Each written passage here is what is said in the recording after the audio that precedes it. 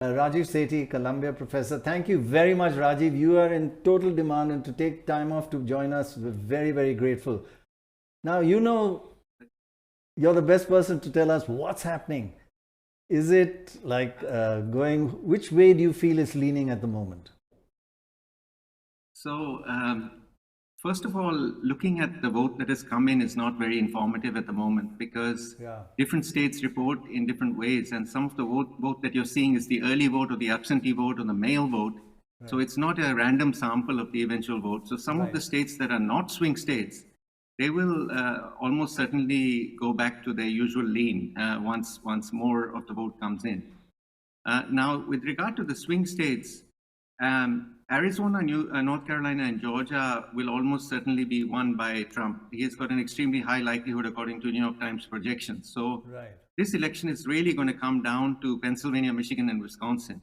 Yeah. And those are very close right now in terms of projections. Right now, the New York Times is giving Trump about a 70% chance of winning this election because he just needs one of those three. Right. All those three states are very close, but Harris needs all three of them in order to win. She may also win Nevada, but Nevada has only 6 electoral college votes, as you mentioned. Yes. So that's not going to play a decisive role. Right.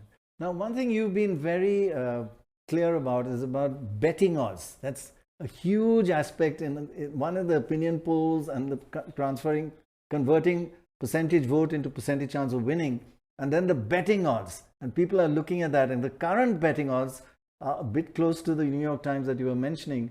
They're showing that 68% chance of Trump winning. If we can get that graphic on, 68% chance of Trump winning and Harris only 32. But is that converting betting odds into chance of winning, is that an accurate thing to do? Well, the New York Times does not look at the betting market. So their prediction about the odds of Trump winning is entirely based on where the vote has come in so far, where it's remaining, how it's going, breaking down by demographics and so on. Right. Now, with regard to the betting odds, there are several markets in which these betting odds are determined. Some of them have only non-US participants, so majority non-US participants. That's Polymarket. Yes, Polymarket, which is cryptocurrency based. Right. And then you have got markets in the US like Kalshi and Predicted. And all of those are leaning very heavily towards Trump now.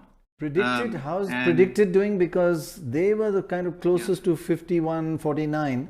And Predicted, you can only bet up to $850, right? You can't have a sudden 25. You pointed out, I think the first person to point out that $25 million was betted on Polymarket out of France. And that affected that's right. It was it was in excess of 30 million now, but 30 million. That's right. So those kinds of large bets do move the price, and these other markets have these very large bettors. So sometimes the prices move without necessarily responding to information. Whereas in Predicted, because of the limitation, you have a wisdom of crowds effect. A large number of traders are actively involved, and none of them can dominate the market. Because they're forced to have relatively small positions. So I generally think Predicted is quite accurate. But right now, even Predicted is giving Trump a very high likelihood of winning this election. Oh, okay. The problem is that yes, sorry. Sorry, I just wanted to ask you because everyone's saying it's early days, and there are, if I'm just looking at, the swing states in particular, in Georgia, 77% of the votes have been counted, and it's 52 to 47% Trump over Harris. In Michigan, it's only 13% of the votes that have been counted, with giving a slight lead to Kamala Harris. If you could explain to us, in terms of where the counting takes place and how important that is in what is reflected. For example, Kamala Harris expected to do better in cities, among urban voters. Trump expected to do better among rural voters. So where we're getting this data from is also going to be important, isn't it? That's exactly right. And different states have different localities that report early. So Philadelphia, the city of Philadelphia is going to be very heavily for Harris.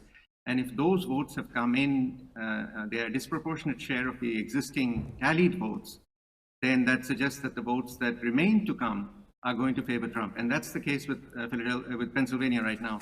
It doesn't mean that Harris has no chance of winning Pennsylvania. She has a chance. In fact, the 3 states that she needs to win, Wisconsin, Michigan, Pennsylvania, are all extremely close. And they were predicted to be close, actually, by all the opinion poll averages and by the statistical models. Everybody knew this election is going to be incredibly close. But although she's extremely close in all 3 of those states, the difficulty for her right now is that she needs to win all 3. She can't afford to lose a single one.